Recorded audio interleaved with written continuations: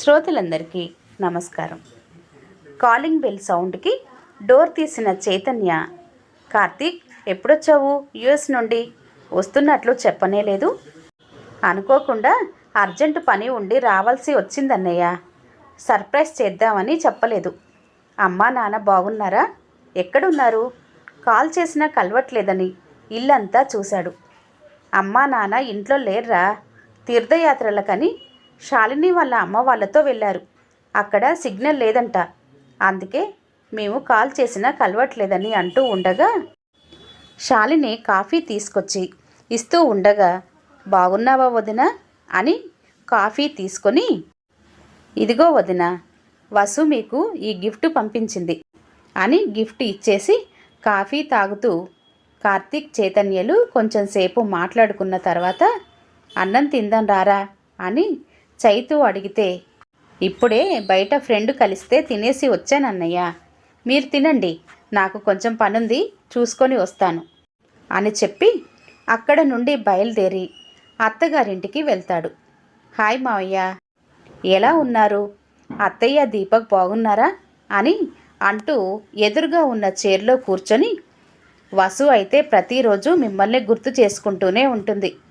తనను తీసుకొద్దాం అనుకున్నాను, కానీ అర్జెంటు పని ఉండటం వలన కొంచెం ముందుగా వచ్చాను. తనకు కుదరలేదు మావయ్య. ఆ మాటలు విని సుబ్బారావు గారు కోపంగా, ఓ, దానికి అమ్మా నాన్నలను గుర్తు చేసుకునే టైం కూడా ఉందా అని అంటాడు. దానికి కార్తీక్, అదేంటి మావయ్య అలా అంటారు? వసు మీకోసం గిఫ్ట్ కొని పంపించిందని గిఫ్ట్ ఇవ్వబోతుంటే చైర్లో నుండి లేచి దూరంగా వెళ్ళాడు. ఈ పాపిష్టి గిఫ్ట్ మాకు ఏమీ ఇవ్వొద్దు. మిమ్మల్ని చూస్తుంటేనే నాకు చాలా అసహ్యంగా ఉంది. నాకు కూడా కొడుకు ఉన్నాడు, కానీ దేవుడిని ఇలాంటి కొడుకును నాకు ఇవ్వనందుకు ఆయనకు చాలా చాలా కృతజ్ఞతలు తెలియజేస్తున్నాను. ఎప్పుడు వాడిని మీలాగా బాగా చదువుకొని ఉద్యోగం చెయ్యాలని, మిమ్మల్ని చూసి నేర్చుకోమని తిట్టేవాడిని. కానీ ఇప్పుడు వాడు నీలా కానందుకు నాకు చాలా సంతోషంగా ఉందని సుబ్బారావు అనగానే, ఎందుకు మావయ్య అలా అంటున్నారు? ఇప్పుడు ఏమైందా? కన్న తల్లిదండ్రుల ఆస్తంతా అమ్ముకొని వాళ్లకు అలాంటి దౌర్భాగ్య పరిస్థితి పట్టించిన మీకు పుట్టగతులు ఉండవు. అయినా నేను నీతో ఒక్క మాట కూడా మాట్లాడాలని అనుకోవటం లేదు. ఇక్కడ నుండి వెళ్ళిపో అని సుబ్బారావు గారు లోపలికి వెళ్ళిపోయాడు. కార్తీక్కి ఏమీ అర్థం కాలేదు. ఎప్పుడూ తనను చిన్న మాట కూడా అనకుండా ప్రేమగా చూసుకునే మామయ్య నాలాంటి కొడుకు తనకు ఉంటే బాగుండు అని ఎన్నోసార్లు అన్నాడు. వసుని పెళ్లి చేసుకోమని తానే మా ఇంటికి వచ్చి మరీ అడిగాడు. నేనెప్పుడు వాళ్ళ ఇంటికి వెళ్ళినా ఎంతో మర్యాదగా చూసుకునేవాడు. అలాంటిది ఇంట్లో నుంచి వెళ్ళిపోమ్మని అంటున్నాడు.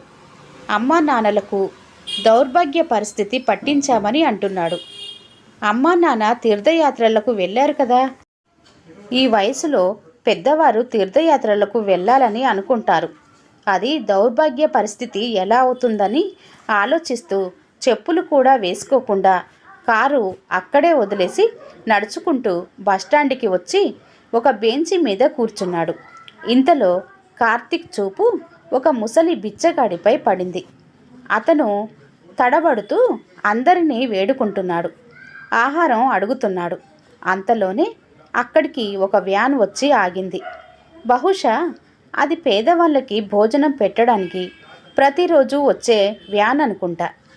అందుకే ఆ వ్యాన్ రాగానే బెల్లం మీదకి ఈగలు ముసురుకున్నట్లు బిచ్చగాళ్ళంతా దాని చుట్టూ గుమ్మి కూడారు. కార్తీక్ అక్కడే కూర్చొని చూస్తూ ఉన్నాడు. గుంపును తోసుకొని ముందుకు వెళ్ళి తనకు ఆహారం పొట్లం ఏమైనా దొరుకుతుందేమో అని ఆ వృద్ధుడు చాలా ప్రయత్నించాడు. కానీ ఆయన చాలా బలహీనంగా ఉండటం వలన గుంపులోని వాళ్ళందరూ అతన్ని వెనక్కి నెట్టేయటం వలన ఆయనకు ఆహార పొట్లం కూడా దొరకలేదు. ఆ వ్యక్తి ఆకలితో చాలా నీరసంగా ఉన్నట్లు కనిపిస్తున్నాడు.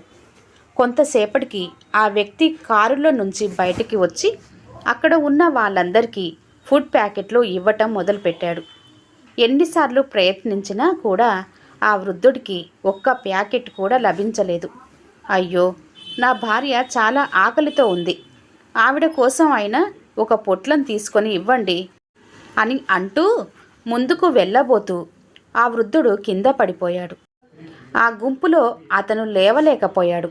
చాలామంది అతన్ని తొక్కుకుంటూ వెళ్ళిపోయారు. ఫుడ్ ప్యాకెట్లు అయిపోవడంతో అందరూ అక్కడ నుండి వెళ్ళిపోయారు. ఆయన నేల మీద కూర్చొని ఏడుస్తూ, ఎవరైనా దయచేసి నాకు ఆహారం ఇవ్వండి, లేదంటే నా భార్య ఆకలితో చచ్చిపోతుంది, మేము భోజనం చేసి 3 రోజులు అవుతుందని అంటూ ఏడుస్తూ ఉన్నాడు. ఆ వృద్ధుణ్ణి చూసిన కార్తీక్కి జాలి కలిగింది. వెంటనే ఆ వృద్ధుడి దగ్గరికి వెళ్ళి, ఏడవకండి, నేను మీకు ఆహారం పెట్టిస్తాను, నాతో రండి అని. అంతలోనే అతన్ని జాగ్రత్తగా చూసిన కార్తీక్కి కాళ్ళ కింద భూమి కంపించినట్లుగా అయింది. చిరిగిన బట్టలు, గడ్డం, జుట్టు బక్కగా గుర్తుపట్టలేకుండా ఉన్న వ్యక్తి మరెవరో కాదు, కార్తీక్ తండ్రి రాజారాం. కార్తీక్ తన కళ్ళను తానే నమ్మలేకపోయాడు. ఆ పరిస్థితులలో తన తండ్రిని చూసి ఏడుస్తూ కౌగిలించుకొని, నాన్న, ఏమైంది? ఎందుకు మీరు ఇక్కడున్నారు? మీరు తీర్థయాత్రలకు వెళ్ళారని అన్నయ్య చెప్పాడు, కానీ మీరు ఇక్కడ ఉన్నారేంటి? అమ్మేది? అమ్మ ఎలా ఉంది? నేను ముందు అమ్మని చూడాలని చాలా ఏడ్చాను. రాజారాం గారు కార్తీక్ని దూరంగా నెట్టేస్తూ, ఇప్పుడు ఏం చూడడానికి వచ్చావు? మేము చచ్చిపోయామా బ్రతుకున్నామా చూడడానికి వచ్చావా అని అన్నారు. అదేంటి నాన్న అలా అంటున్నారు? మీరు చాలా సంతోషంగా ఉన్నారని నేను అనుకుంటున్నాను, కానీ మీరు ఇక్కడున్నారేమిటి? మీకు అసలు ఇలాంటి పరిస్థితి ఎందుకు వచ్చింది? మేమిక్కడికి వచ్చి 4 నెలలయ్యింది. ఇప్పుడు నువ్వు మా గురించి తెలుసుకుంటున్నావా? రోజు మీ అన్నయ్యకు ఫోన్ చేసి మాట్లాడుతూనే ఉంటావు కదా, ఈ విషయం నీకు ఇంతవరకు తెలియదా అని రాజారాం గారు కోపంగా అన్నారు. నాన్న, నేను మీ గురించి అడిగినప్పుడు మీరు వదిన వాళ్ళ అమ్మ వాళ్ళతో తీర్థయాత్రలకు వెళ్ళారని, అక్కడ సిగ్నల్స్ లేదని, అందుకే ఫోన్ కలవట్లేదు అని, త్వరలోనే వస్తారని చెప్పారు. నేను అదే నిజం అనుకొని నమ్మాను, కానీ మీరు ఇలాంటి పరిస్థితుల్లో ఉంటారని నేను అనుకోలేదని అంటాడు. అవునా? మీ అన్న నువ్వు కలిసే కదా ఊర్లో ఉన్న ఇల్లు పొలం అంతా అమ్ముకున్నారు. నువ్వు ఇక్కడికి ఎందుకు వచ్చావు? ఏం చేయడానికి వచ్చావు? మాతో ఇంకా ఏం అవసరం మిగిలిందని అంటూ మాట్లాడారు. అప్పుడు కార్తీక్ రాజారాం గారి కాళ్ళు పట్టుకొని, నాన్న, మీరు నమ్మాలంటే ఏం చెయ్యాలో నాకు అర్థం కావటం లేదు. నిజంగా మీరు ఈ పరిస్థితికి రావడానికి నేను కారణం కాదు. అసలేం జరిగింది అనే విషయం మీరు చెప్తేనే కదా నాకు తెలుస్తుంది. నేను మీ బాధ్యతలను అన్నయ్య వాళ్లకు అప్పజెప్పి అమెరికా వెళ్ళాను, కానీ మీరు ఈ పరిస్థితిలో ఉంటారని నేను ఎలా అనుకుంటాను? ముందు నేను అమ్మని చూడాలి. అమ్మ ఎక్కడుంది? దయచేసి చూపించండి నాన్న అని అంటూ ఏడుస్తూ అడిగాడు. కార్తీక్ను తీసుకొని సుభద్ర గారు ఉన్న చోటుకి చేరుకున్నారు ఇద్దరు. అక్కడ సుభద్రమ్మ చిరిగిన చీర కట్టుకొని చిరిగిపోయిన ఒక బెడ్షీట్ కింద పరుచుకొని కూర్చొని ఉన్నారు. ఆవిడ ఆకలితో భర్త తన కోసం ఏదైనా ఆహారం తెస్తాడేమో అని ఎదురు చూస్తున్నారు. తల్లిని అలాంటి పరిస్థితుల్లో చూసిన కార్తీక్కి కళ్ళల్లో నీళ్లు తిరిగాయి. కాళ్ళు చేతులు వణకటం మొదలైంది. వణుకుతున్న స్వరంతో అమ్మా అని పిలిచాడు. కార్తీక్ని చూడగానే సుభద్రమ్మ గారు కోపంగా, మా పరిస్థితిని చూసి నవ్వుకోవడానికి వచ్చావా? వెళ్ళిపో ఇక్కడి నుండి అని అన్నారు. అమ్మా, మిమ్మల్ని ఈ పరిస్థితులలో చూస్తానని నేను కలలో కూడా ఊహించలేదు. వాళ్ళు మిమ్మల్ని పెట్టిన కష్టాలకి రెట్టింపు వాళ్ళకి కలిగేలా చేస్తాను. ఎలాంటి గుణపాఠం చెప్తానంటే, ఇక ఏ కొడుకు అయినా అమ్మా నాన్నల్ని బాధ పెట్టాలంటే ఆలోచించేలా చేస్తాను. నీకు నేనున్నానని అంటూ తల్లిని తండ్రిని కౌగిలించుకొని ఎక్కి ఎక్కి ఏడుస్తూ తన తల్లిదండ్రులను అక్కడ నుండి కొత్తగా కొన్న 3 బెడ్రూమ్ ఫ్లాట్కి వాళ్ళిద్దరినీ తీసుకొని వెళ్ళాడు. అమ్మ, ఇప్పుడు మనం ఉంటున్న ఆ ఫ్లాటు చాలా చిన్నది. రేపు అన్నయ్య వాళ్ళ పిల్లలు పెద్ద అవుతారు కాబట్టి ఇబ్బంది అవ్వకూడదని ఈ 3 బెడ్రూమ్ ఫ్లాట్ కొన్నాను. డబ్బు తక్కువ అయిందని ఊర్లో ఉన్న ఇంటిని పొలాన్ని అమ్మేస్తానంటే ఒప్పుకున్నాను. ఈ ఫ్లాట్ని మీ ఇద్దరి పేరు మీదనే రిజిస్ట్రేషన్ చేయించాను. ఇది పూర్తిగా మీది. నేను అమెరికా నుంచి తిరిగి వచ్చాక మీకు దీనిని మీ 50వ పెళ్లి రోజు కానుకగా ఇవ్వాలని అనుకున్నాను. మిమ్మల్ని సర్ప్రైజ్ చేయాలని ఈ విషయం ఎవరికీ చెప్పలేదు. కానీ మీరు ఇలాంటి పరిస్థితుల్లో ఉంటారని నేను అనుకోలేదని కార్తిక్ అనగానే రాజారాం గారు ఆ ఇంటిని చూసి ఆశ్చర్యపోతూ, బాబు ఏంటిది, మా కోసమేనా అని అన్నారు. అవును నాన్నగారు, మీకోసమే అని ఇంటి పేపర్లు రాజారాం గారి చేతిలో పెట్టాడు.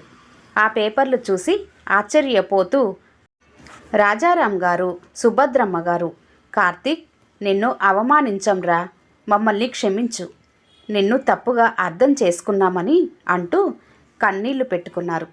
అమ్మా, అన్నయ్య వాళ్ళు మీ విషయంలో ఏం చేశారు? ఏ విషయం దాచకుండా మీరు నాకు చెప్పండి. అప్పుడే నేను వాళ్లకు సరైన శిక్షను విధించగలుగుతాను అన్నాడు కార్తీక్. సుభద్ర గారు కొడుకుతో ఇలా చెప్తున్నారు. నువ్వు అమెరికా వెళ్ళిన తర్వాత కొన్ని రోజుల వరకు బాగానే ఉన్నారు. కోడలు ప్రవర్తన చాలా బాగుంది. మమ్మల్ని మేము అదృష్టవంతులుగా భావించాము. కానీ నువ్వు ఎప్పటికీ తిరిగి రావు అనే విషయం తెలుసుకున్న శారద పూర్తిగా మారిపోయింది. ఒకరోజు శారద తల్లి మన ఇంటికి వచ్చింది ఒక పెద్ద బ్యాగుతో. శారద మాతో, మీరిద్దరూ మీ గదిని ఖాళీ చేసి స్టోర్ రూమ్లోకి వెళ్ళండి. ఈ రోజు నుంచి మీరు స్టోర్ రూమ్లోనే చాప మీద పడుకోండి. రాజారాం గారు, అమ్మా శారద, మీ అమ్మ ఒక 4 రోజులు ఉండి వెళ్ళిపోతుంది కదా, అందుకోసం మేము స్టోర్ రూమ్కి మారాల్సిన అవసరం ఏముంది? ఈ 4 రోజులు మీ అమ్మ అత్తయ్య బెడ్రూమ్లో పడుకుంటారు, నేను హాల్లో సోఫా మీద పడుకుంటానని అన్నారు. దానికి శారద, మా అమ్మ 4 రోజులు ఉండటానికి వచ్చిందని నేను మీతో చెప్పానా? మా అమ్మ శాశ్వతంగా ఇక్కడే ఉంటుంది. ఇప్పుడు మీరు మాట్లాడకుండా స్టోర్ రూమ్లోకి వెళ్ళండి. ఏం మాట్లాడుతున్నావు శారద?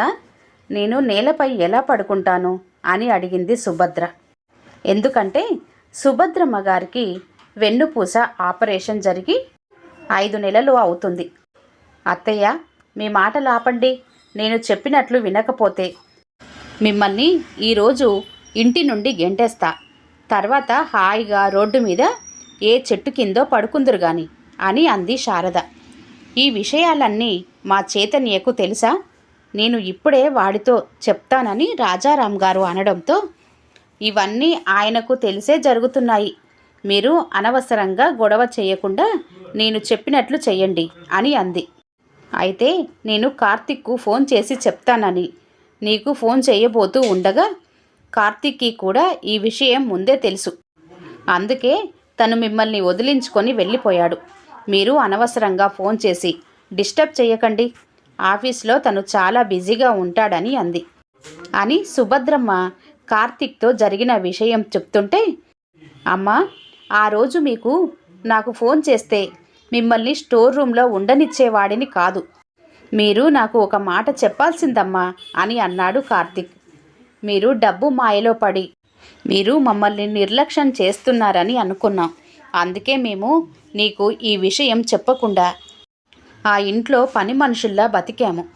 కోడలు తన తల్లి దర్జాగా కూర్చొని మా ఇద్దరితో ఇంటి పనులు చేపించారు. మేమిద్దరం రోడ్డున పడకుండా ఇంత నీడ, రోజు మాకు కడుపు నిండా తిండి దొరకాలంటే ఈ ఇంట్లో కోడలు చెప్పినట్లు వినక తప్పదని మాకు అర్థమైంది. ఒకరోజు కోడలు మా దగ్గరికి వచ్చి, మామయ్య, ఈరోజు నా ఫ్రెండ్స్ ఇంటికి వస్తున్నారు. వాళ్ళ కోసం మంచి ఫుడ్ ఐటమ్స్ తయారు చేయాలి. అత్తయ్య, మామయ్య గారు మీకు హెల్పర్స్ సహాయం చేస్తారు. మీరు త్వరగా తయారు చేయండి అని చెప్పింది. ఆ మాటలకు రాజారాం గారు, ఏం మాట్లాడుతున్నావు శారద? మీ అత్తయ్య గారికి ఆరోగ్యం అస్సలు బాగోలేదు. నువ్వు ఆవిడకు అంత పని చేయమని చెప్తున్నావు. మీరు ఆవిడకు విశ్రాంతినిచ్చి జాగ్రత్తగా చూసుకోవాల్సింది పోయి ఇంకా ఎక్కువ పనులు చెప్తున్నారు అని అనగానే శారద రాజారాం వైపు కోపంగా చూస్తూ, మీరు అత్తయ్య గురించి అంత జాలి పడుతుంటే స్వయంగా మీరే వంట చెయ్యండి, వంట మాత్రం చేయవలసిందే అని చెప్పింది.